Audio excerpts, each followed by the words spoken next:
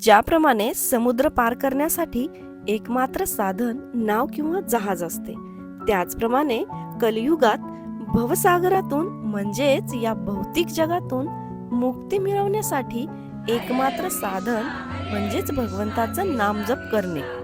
हरेर नाम हरेर नाम एव केवलम कलो नास्तेव नास्तेव नास्तेव गतिर अन्यथा.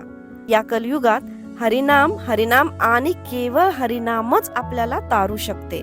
हरिनामाशिवाय आणखी कोणताही उपाय नाही.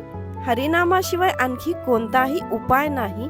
हरिनामाशिवाय आणखी कोणताच उपाय नाही.